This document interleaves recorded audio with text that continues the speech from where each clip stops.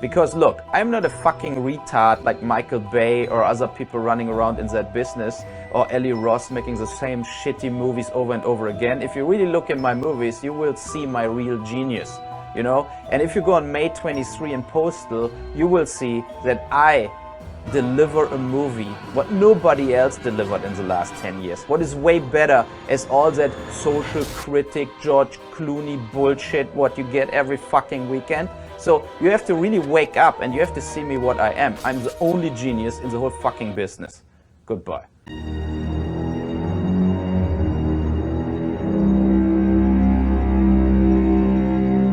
I'm not gonna lie. Talking about Uwe Boll in the year 2026 is anything other than being the modern Ed Wood of giving us cheap, low-budget video game adaptations that most people usually just watch in the ironic best of the worst kind of way. What? Oh, what? God. What? Movies so bad that they gain a cult status and reputation for it that garners them admiration and love for their sheer display of incompetence. You see? Your stupid minds. Stupid. Stupid! That's all I'm taking from you. Get back here, you... Much less a understanding of how filmmaking actually works. Much less boxing every critic of your films. What wasn't on my bingo card was Uwe Boll making the most talked about film with intent and reason we'll get to later. Much less me living under a rock and only finding out about Uwe Boll's career resurgence via him going on Piers Morgan to debate Medhi Haasan. You know, the guy known for burying idiotic talking points and hard-hitting questions. Look, I'm a debate junkie. I know watching Jubilee as 20 people feast on the carcass of insert one political commentator with a differing opinion, much like if it was Captain Henry Rhodes in Day of the Dead.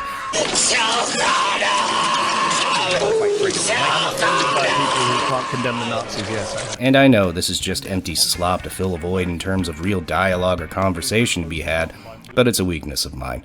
But again, how did we get here to Medhi Haasan debating Uwe Boll on Piers Morgan in 2026? Well, let's talk about the only genius in Hollywood, a one and only Uwe Boll. I get a little horny here on stage sometimes.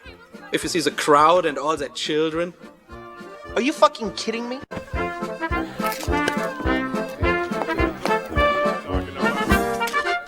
Back in 2005, Uwe Boll put out a rumor that he was given the Metal Gear Solid script and was in talks to direct. When Hideo Kojima, the creator of Metal Gear Solid, was asked this, he responded, no, it would be impossible to do a movie with him.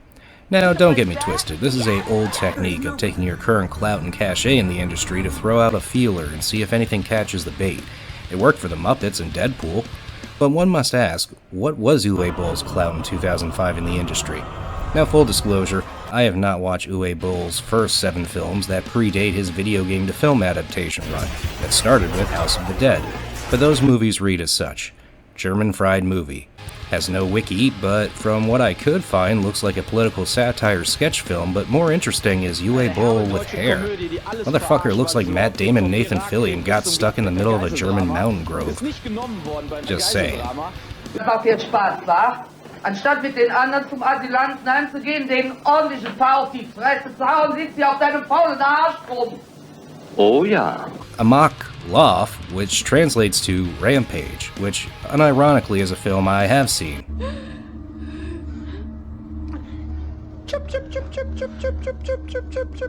3 times. Reads off like someone who thought every part of Taxi Driver sucked that didn't include Travis cleaning up spooge in his backseat or taking his date to a porn theater. Those scenes were cool. The rest was kinda Fucking retard. A mock laugh's Wikipedia plot reads as such. The film's unnamed protagonist flashes back to or fantasizes about murdering a female cyclist and is then shown pessimistically contemplating human nature while watching an episode of The Price is Right. After observing a pair of yuppies vivisect a fish at the restaurant he works at as a waiter, the man returns to his barren apartment where he further ponders humanity, this time while watching Mondo films. The waiter burns a photograph of his mother and flashes back to killing his father while the man was watching The Price is Right. The fuck's with The Price is Right? The next day, the waiter masturbates and gets drunk, but is interrupted by his neighbor. Okay, this isn't a plot, this is just things happening. Also, outside of the ending of this movie, I couldn't find a trailer, much less any other video footage of this film, so I'll just take Wikipedia's word for it. Sanctimony read off as, in an anonymous American town, Tom Garrick is a Wall Street whiz kid. He's also a serial killer. 6 victims have had their eyes cut out, 6 their ears cut off, and 3 their tongues removed. By the time he gets to his 4th tongue victim, Garrick is getting sick of his success. Detectives Jim Renner and Dorothy Smith are under pressure from their superior to capture the serial killer. Okay, so American Psycho meets 7 from Uwe Boll. Honestly, this might be the only film of his I end up digging up just to find out. He also made Blackwoods, which I'm not reading another list of events as a plot, thank you very much, Wiki. Next, he made Heart of America, which, yeah, 2002 doesn't seem too soon to be doing an action thriller of a shooter in a school.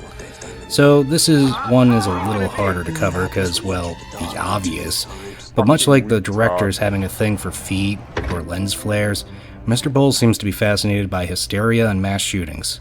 Which makes talking about House of the Dead even easier, especially since it's a piece of shit. Something terrible will happen.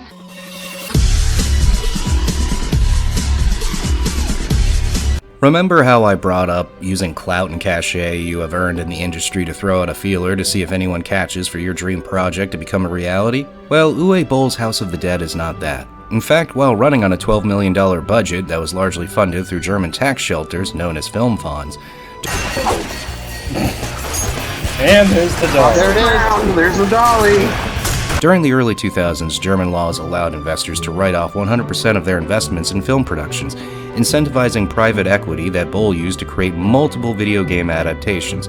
This allowed private investors looking for lucrative tax write-offs poured millions into Boll's production companies like Boll KG. Film funds and/or German tax shelters ended up closing due to foreign exploitation in 2005, which effectively ended allowing the movies to be fully funded by German investors, meaning they could turn a profit even if they failed at the domestic box office. This would force Uwe Boll to not rob the German taxpayer for films to be made to follow 2005's Alone in the Dark and Blood Rain. Now that we got the questionable financing out of the way, I was first introduced to the House of the Dead movie via a Game Informer magazine article, and now for my younger viewers, a magazine was a printed, colorful way for us millennials to find coverage on upcoming video games. Think of it like a book you would read on your tablet, but made of paper. Back in 2002 for issue 111, and excuse me as I get a little nostalgia chub for a second, but man, remembering when everything had to compete with GTA as compared to the games industry's life support being based on the success of GTA 6, is kinda crazy. Splinter Cell was a Metal Gear Solid killer. Glad to see both of those franchises are being treated with respect in the year 2026. God, I'm so old. And miss advertising like this, much less editorial boards that predate Reddit where people would send their fan art. It was a more wholesome time. But on page 49 of this issue, after the E3 report card, God, times are changing, we get a behind-the-scenes look at the film's production, as well as getting an early taste of Uwe Boll's saltiness. We're doing a movie for all the video game and horror fans, so if you don't like exploding heads, an arm cut off, or something like that, then you make a piece of shit. Take that, Paul W.S. Anderson and your Resident Evil. Now bear in mind, Resident Evil in 2002 by Paul W.S. Anderson didn't really excite the fanbase due to it feeling more like a PG-13 film, even though it had an R rating, much less the tone of the movie being at odds with the tone of the Resident Evil video game franchise. Another interesting quote from Boll was that the story of the film only took about 20% of the film's priorities. So in other words, less talking and more over-the-top zombie murdering. She's shooting a shotgun, but there she is a pistol. Oh my god, yeah, you're right. What the fuck? Special effects are just a tool, a means of telling a story. People have a tendency to confuse them as an end to themselves. A special effect without a story is a pretty boring thing. Are you ready to watch House of the Dead? Maybe? Alright. House of the Dead begins with probably the most nauseating title scroll that uses footage from the video games, and adds 30 different filters on it. At least the credits are visible in this hot mess. Look at that, Clint Howard, schlock movie auteur, and brother of the guy who helped Fonzie get 10 times more of a JJ than if he didn't have this freckled fuck as his wingman. Clint Howard got ass probably using his brother as a wingman. There's evil spirits on that island. You just get the deck lines and let me worry about the evil spirits, okay, Sally? And quit dressing up like the Gordon Spitterman guy. We don't sell fish sticks here. We jump cut to 2 characters throwing rocks at empty beer bottles who I wouldn't have figured out who any of these people are in the movie without a narrator. Greg and Simon. Greg's the guy I played ball with in college. A good guy, if not a little goofy. Simon. They say God doesn't give with two hands, and they were right. You got the looks, but not much between those ears. Cynthia, Greg's girlfriend. Who the fuck is talking? Karma thinks she's Foxy Brown. She has a crush on Simon, but Simon only has eyes for Alicia, my ex. After being introduced to the main characters by a narrator we haven't met yet, much like Shawshank Redemption, we find out the characters missed the boat to a raver out in the middle of some plot of land in Pennsylvania off a lake. Seriously, this shit would give Firefest a run for its money, especially with how the overnight service is dealt with, including terrible sleeping arrangements. After missing the boat to the rave... They missed the boat to the rave. If only they decided to stay back in Seattle, they'd all be alive today. Thanks, unknown narrator. I'm sure that's not a spoiler. We transport through the magic of cinema to the Raver in East Rutherford, Pennsylvania for the Raver sponsored by Sega. Here we get some of the classic horror tropes of horny teenage couple going to a lake, a pervy cameraman who just doesn't care, but in all fairness, it's 2002 and Girls Gone Wild was a thing. Thank God no more. A Cartersville woman says her life was ruined when she appeared on the cover of Girls Gone Wild. She was a child, just 14 at the time. I was trying my best to function. She's just like blatantly filming her tits. We also meet the narrator, the guy next to Pervy McGee, the camera boy, and I recognize this guy immediately as the stoner from Final Destination 2, with arguably one of the cooler deaths in that franchise. Seriously, just watch a behind the scenes on some of the deaths from that movie, and that's the true magic of cinema, folks. Now back to the only fucking genius of cinema. After the rave montage, we cut back to the group trying to convince a boatsman for a ride to the island for an exposition dump that drags on for a bit. You got yourself some sort of hearing disability? Come to try to your boat, sir. Oh, you do, huh? Well, that's too bad. There's an island, and we were hoping to use your boat. I said shove off. ¿Cuánto más? No. What? How much? I don't know. We got this map. It's somewhere in the San Juans. You must know where that is, right, Skipper? You crazy? They crazy. No, I don't think so. Yeah, forget it. Forget it. That means stop talking, start walking. Why? Why? Why? Why? They always ask why. You know what they call this island? Isla del Muerte. That's Spanish for death. In case you don't speak Mexican. Keep the cash. Keep the cash. Let's get out of here. Fuck it, $1,000. Alright. After accepting the money, the captain takes the cast to the East Rutherford Firefest. John, who's watching this with us, comes to a startling revelation, having just watched Mortal Kombat 2 for the first time. You want to know what makes a hero? This is already better than the Mortal Kombat movie. Yeah. I don't feel comfortable hitting a girl. The acting is better than Mortal Kombat. Shit. You might be right. You have been chosen for Mortal Kombat. What are you gonna do? Told you carry the blood of Scorpion. Which that's a sad statement because I'm not sure if half the actors here are porn stars or not. So. Yeah. Oh, they definitely are. Back on the island, we're back with the horny teenagers about to go skinny dipping, but Timu Ben Foster catches a case of cold shriveled penisitis and lets the girl go skinny dipping by herself. I'm sure this won't rip off Jaws. Back on the boat, Craig is seasick and puking over the boat, and eventually on Cynthia's chest. Back to the island, and after doing a bunch of homages to Jaws, and her boyfriend getting drunk off of one beer... Great.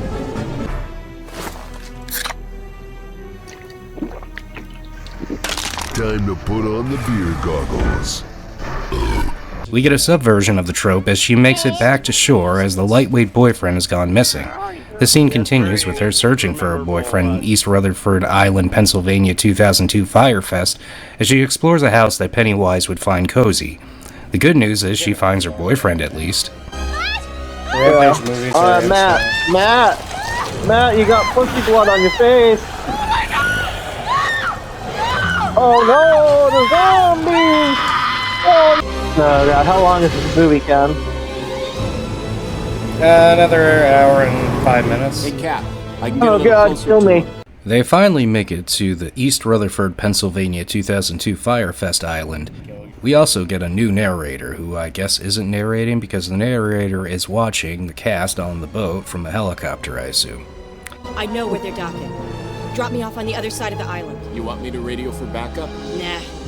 After touching sweet beach grass on this island that is totally not a pond, Here we establish that Redhead Lady went to Lady Boy Scouts as a kid because she knows how to use a map, while Dipshit Man number 1 and Dipshit Man number 2 do not. Well, you're obviously no cartographer. What? Come on, it's this way. Smart, too, isn't she? Yep. Smart enough not to get involved with the likes of you, bro.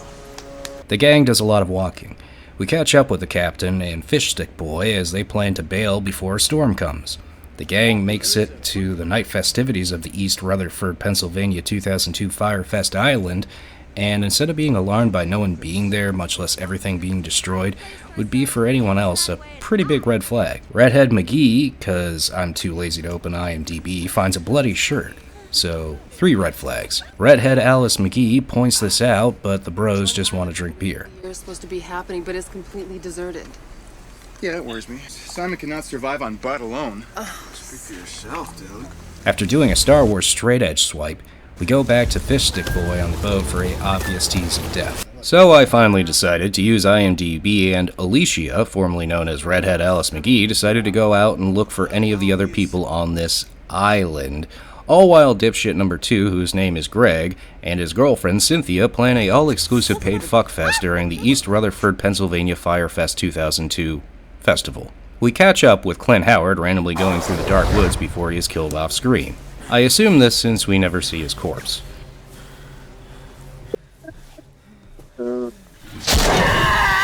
Talk about a wasted Clint Howard casting. You always kill this guy on screen. What's the grossest way you've ever died on screen? Well, I got sliced up, like I got gutted in a movie called Silent Night, Deadly Night Part 4, and then these big cockroach larvae, these big things about yay big, started kind of climbing in and out of me, and so I think the cockroach larva kind of did me in. Because you don't speak Mexican. Hello, Cleveland! Cut it out! Oh, sorry, I guess it's the Cleveland East Rutherford 2002 Firefest and not Pennsylvania. Cleveland, which is, definitely known for its islands. A river that catches on fire. It's so polluted that all our fish have AIDS. Back to Greg and Cynthia as they take their unbridled sexual passion to one of the tents presumably not destroyed by Firefest attendees. And hey, you want to hear some terrible pre-coitus ADR? Wait. Quick. What else is new? Greg comes down with a case of shriveled penisitis and ditches coitus with Cynthia to take a piss in the woods. Sounds like a great idea. The gang is still following Alicia through the woods, all the while Captain Picard is getting nervous having not seen his skipper in the last 10 minutes. Back to Cynthia, who is getting terrorized by Firefest attendees outside of the one and only tent left standing. Back to the gang, who found Pennywise's Temu House of Horrors. They all decide to go into the house, ignoring every horror trope to ever exist, where the gang bumps into Rudy and a cast of survivors, which include this lady and Pervy McGee, the cameraman, using Temu Pennywise's house for shelter. As Rudy informs the gang, the island has been taken over by zombies for a long exposition dump. So they decide to head back to Greg and Cynthia to find Greg, but no Cynthia. Suddenly, Cynthia shows up, but as a superpowered zombie, and instantly snaps Pervy the camera boy's neck. Cynthia goes for the gang before being shot by the second faceless narrator, who now has a face and shoots Cynthia to death. Oh. To hit all the tropes in one swift swing, none of the gang has cell phone service, and Cop Lady has no signal for her radio. She decides to find the captain of the boat that brought the gang here so they can get off the island immediately. Back to Captain Kangaroo, who has a long extended shootout with zombies to early 2000s rave music. Back to the gang on their way to the captain, but first they have to cross the bridge from earlier, but now with extra dry ice. The gang gets attacked by zombies as they make their way to the shore where the captain is.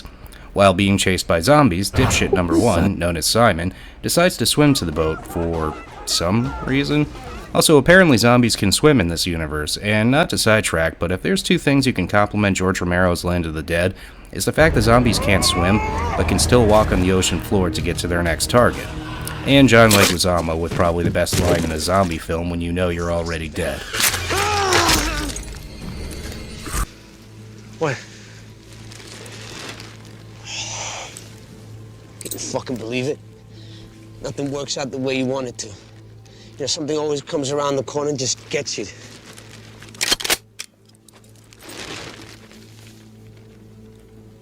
It's your choice, bro.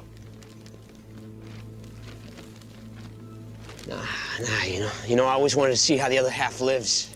Chaos ensues as Cleveland Sheriff Lady shoots zombies trying to get at Simon.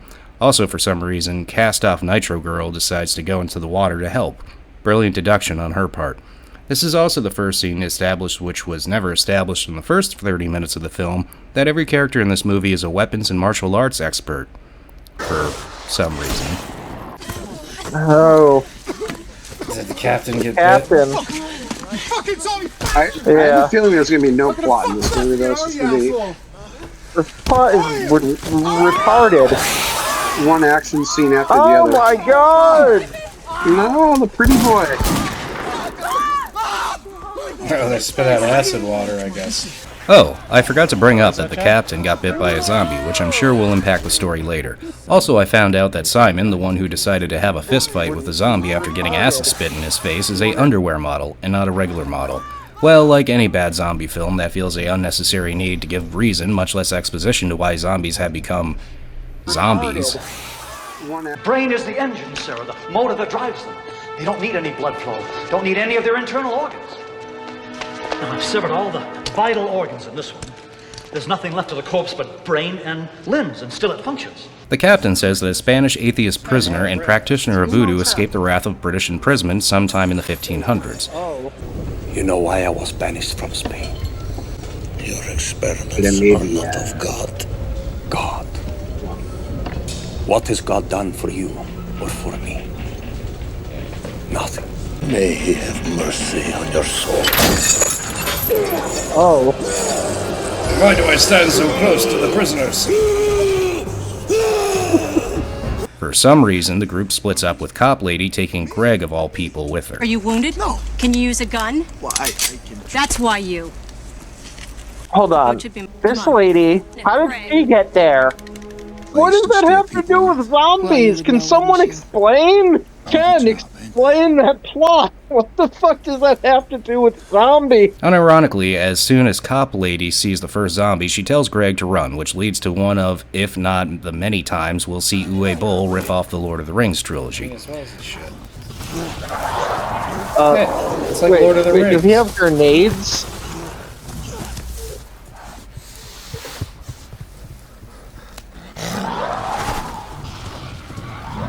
Greg doesn't survive that long. Also, we get this visualized spinning death screen to show us that Greg is in fact dead, when visually a horde of zombies towering over him wasn't already enough of confirmation that Greg was dead. And as cheesy as this visualization is, I can't pretend it doesn't hit the theme of what a video game to film adaptation of the House of the Dead series wouldn't look like, even if they forgot to use this effect halfway through the movie. More on that later. Back with the gang, they debate the next move, which ends up being the Timu Pennywise house they had used earlier for shelter with the pervy cam guy. But first the captain remembers his side hustle when not bringing tourists around the lovely islands of Cleveland. Yeah, actually, we do. What did he have? Fish sticks. What did he have? Hold on. Fish sticks out. Fish sticks. Oh my god, he has... But cigar smuggling. Cop Lady shows up, and it takes the gang a minute to remember or care to ask where Greg is. Casper, where is he? Yeah. I don't think he made it. What do you mean you don't think he made it? He's gone. Maybe there's a chance he's okay. I mean, we can't just leave him out there. He's dead. The captain reveals he has more than just cigars, but a never-ending chest of weapons and ammo. The box is literally the clown car equivalent of a crate full of guns and ammo you'd find as an Easter egg in Doom Eternal. And who said size doesn't matter? But mine's bigger. Mossberg 500. How did you fit that shotgun in there? The box was... It's the magic gun chest, Al. Shut up. The gun, the chest was smaller than the gun. Good choice. Desert Eagle. I don't think she's going to be able to shoot a Desert Eagle. She's going to break her wrist. Good choice. Desert Eagle. Ooh. Oh my god, look at this girl. I think she dropped it and they just made a cut. She might have, actually. Oh my god, what the fuck? It's a lot of weaponry. After a lovely montage of weapons training, the gang makes their way to the House of the Dead. That holds off the dead, before they are rudely interrupted by a never-ending army of the dead. And this scene, if I had to guess, probably took the remaining film's budget not allocated to Clint Howard or rich German oligarch tax avoiders. This scene is the definition to me of what makes Uwe Boll so unique. It's the absence of shooting something cool in replacement for anything that would make sense, as we get to see the whole gang become Agent 47s and mow down anything in their paths. This scene has it all. Jump cuts with footage of the House of the Dead games, and which looks great in a movie released in 2003 using a video game from 1998. Full 360 pan shots of our main cast because Uwe saw The Matrix, and with oligarch money he wanted in on those expensive cameras. Martial arts, which has never been established that all these characters are practitioners in the 5150 world. Oh, and did I mention how everyone just looks so fucking badass? See, this is why Shaun of the Dead shouldn't be taken seriously. Give these two drunk Winchester hooligans guns, and if you asked Uwe Boll, they would take out every last zombie. And there's the dolly. There it is. There's the dolly. Oh my God, yeah, you're right. What? Wait, what? With So not that, having any weapons training whatsoever. except for maybe her. I mean, he's like smuggling weapons, so I guess. No, no, she's got a Wait, shotgun. what? Again, she has a shotgun. Okay, but before she just was holding two Desert Eagles. Yeah, freedom, yes. I don't think you should drop your weapon when you... But what? What was the purpose of that?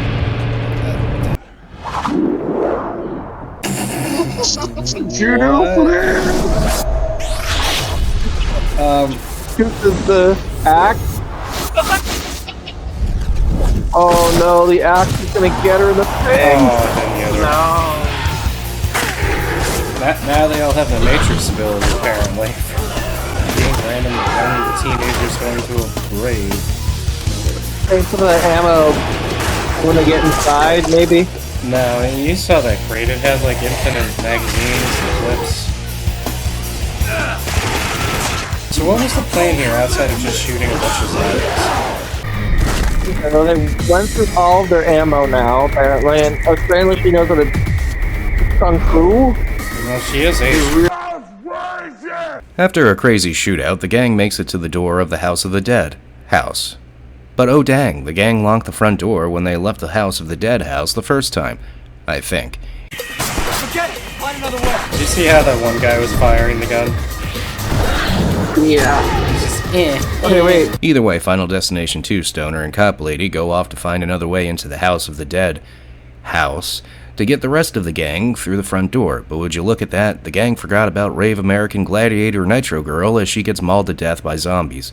We see all of this from the perspective of Final Destination 2 Stoner, and usually what most protagonists would do in this situation would be to either mercy tap the poor Nitro Girl, or try and save her because no one is aware at the time that zombie bites turn you into zombies for the gang to find out later. Instead, we see Final Destination 2 guy have a PTSD flashback that one might call a montage of the past events of the film we are currently watching, but now we get to watch it again in sped up montage form. Why are you having like a techno flashback of zombie fighting? He's trying to remember. He's rewinding the game. They're gonna rewind it so that they all survive. What is this shot? After that pointless PTSD montage flashback, as compared to doing anything other than letting Nitro Girl die a slow, painful death, we come back to the movie with Nitro Girl getting her own spinning death camera. I don't know. Wait. Was that right? Oh no, okay. She's dead. She had the spinning death camera. Oh no. Wait. Oh, also, Cop Lady shoots her helicopter pilot for some reason, who turned into one of the more chill and tranquil zombies of the film. For some reason. After waking up from his PTSD slumber and Cop Lady shooting her pilot, Cop Lady is tackled by a zombie as Final Destination 2 dude shoots the zombie off her without somehow, even if the angle of the shot would dictate otherwise, would have gone through the zombie's head into her skull as well. They make it to the window as Cop Lady provides cover. They can follow you through the door, but not the window. No. It's too high up for him. After Final Destination 2 guy makes it through the window, Cop Lady tries to do the same before a group of axe-wielding zombies cut her fucking legs off. Alright, This was a bad idea, it seems. Okay, so these zombies can swim, shoot acid from their mouths, decide whether they want to run or be slow-moving, and now can lumberjack people's legs off. She dies, and for some reason doesn't get a rotational death camera sequence, even if they already shot her doing a 360 pan shot, but she does get a blanket put over her. We move on to the gang outside the door, still fighting off the horde. After finally getting the door open, the captain is brought down by a legless zombie and bitten some more. The gang, instead of just shooting the zombie, decides kicking it is the best choice until someone with brains shoots the zombie in the brains. Yeah, you probably should have used that sooner. Get to that table! After getting the captain on the table and applying pressure to his zombie bite with a tourniquet, here, let me use this dirty rag. And applying pressure to his upper thigh, the movie probably suffers from its first lull as this is the slowest the movie's been. Yeah. We slow down the movie to see underwear model guy cry about his face being ruined, which sparks a romantic moment between him and Foxy Brown. Does it matter? It does. It matters to me. I haven't been bit yet. Or I have a fucked up face. I'm a freak. I belong in the fucking circus. And I still think you're pretty damn sexy. Just doing this to make me feel better, are you? I'm doing this to make me feel better. What does that mean? We also see Final Destination 2 guy and redhead Alice Cooper have a romantic moment over Final Destination 2 guy's failure to stop a trigger PTSD segment rather than save Nitro Girl from a zombie horde. Back to the captain, who decides he is a goner and will provide himself as a sacrificial distraction for the rest of the gang to buy them time to escape. The gang finds the experiment room of Spanish Marlon Brando that he used to make these zombies, I think. Back to the captain. Salish? Skipper! Skipper! Skipper, did you bring my sweet, sweet fish fillet? Bite into that steamy fish fillet there, Skipper. You don't speak Mexican. Why would he do this? Well, it's like me going to get my coffee in the morning. After crawling to the door, the captain is greeted by Sally the skipper, making me into a liar. Salish? Do you have any fish fillets? Did you bring my sweet, sweet fish fillet? Here, we actually see the captain humanely put down Sally on screen. Still a wasted and tame death for a guy like Clint Howard. We see the captain sacrifice himself, completely exposing the front entrance for the gang. Because of the captain's idiotic sacrifice with dynamite, it forces the gang to barricade the current zombie horde by just shutting a flimsy door.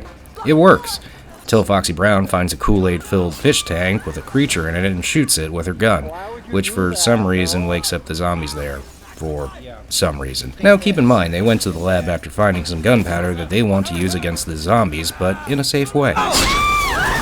After the skirmish, this leads the gang into the gunpowder room as Simon barricades off one door, poorly, and the other three set up a barricade and gunpowder against the opposing door as well, poorly.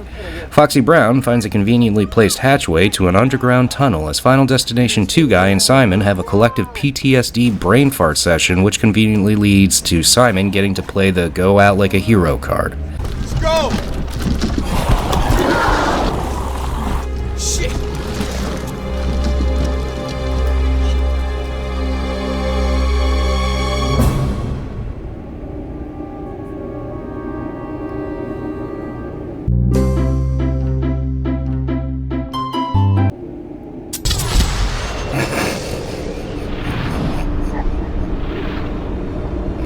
Oh, that has aged very well.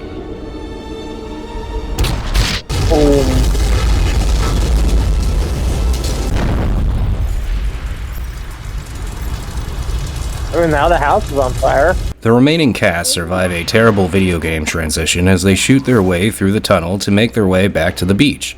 While shooting, the gang takes on these swamp monster algae zombies, which, not gonna lie, are kinda well designed. Foxy Brown tells the gang she can handle it. I'll take care of these guys. Oh my god. They're do her kung fu. That's her kung fu kick. She dies horribly as Final Destination 2 guy and redhead Alice Waters stare on. Did she get the spinning camera?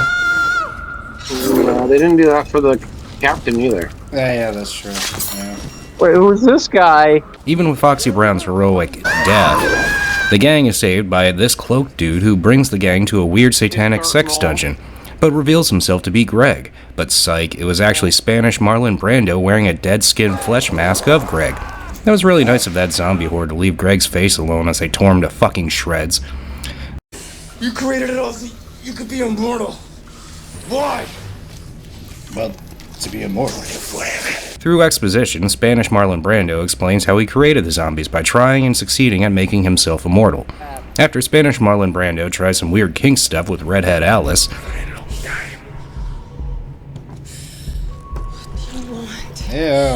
Final Destination 2 guy makes a distraction as Redhead Alice stabs Spanish Marlon Brando in the gut. Making an escape, Final Destination 2 guy finds Greg's gun vest with grenade on it and uses it on Spanish Marlon Brando's weird sex dungeon laboratory. Why not? Who cares? There's daylight out now. I swear they really just want to get her just running without that bra. Yeah, that was a boob jiggle cut right there. Boob jiggles. Final Destination 2 guy and redhead lady with no bra feel the worst is over. Until... Oh, wait, he's still alive. Like the director? I challenge you. What's behind you? Yep, Spanish Marlon Brando has returned as we get a sword fight in this zombie film. God damn it. Fuck this movie. With 360 span shots and choreography somewhere in between Obi vs. Vader and Obi and Jin vs. Darth Maul, if you were a... retard. What? What the... Oh my god. He really wanted to make a Resident Evil movie.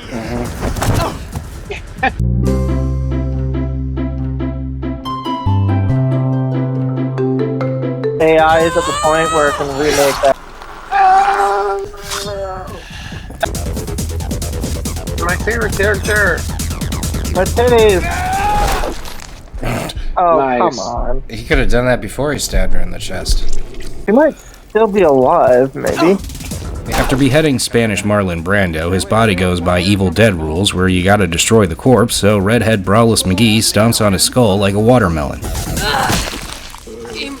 Nice. The day is saved, and thanks to the captain's heroic sacrifice of blowing up Pennywise's Temu House of Horrors, the ongoing smoke from the house fire helps the FBI find their location. Final Destination 2 dude ends the movie being a prick for some reason. Who are you? Who are you? We're here to rescue you. Oh. Thanks. Is she okay? What the fuck? Does she look okay? Why is he so passive aggressive? And why is he not happy to see people? It's like, hey, help this girl with the chest wound. That's Uwe Boll's House of the Dead. Kind of faithful as I guess you could be in the year 2003 video game to film adaptation that probably follows the source material better than Paul W.S. Anderson's Resident Evil films ever did, no matter how much failing upward this dude does.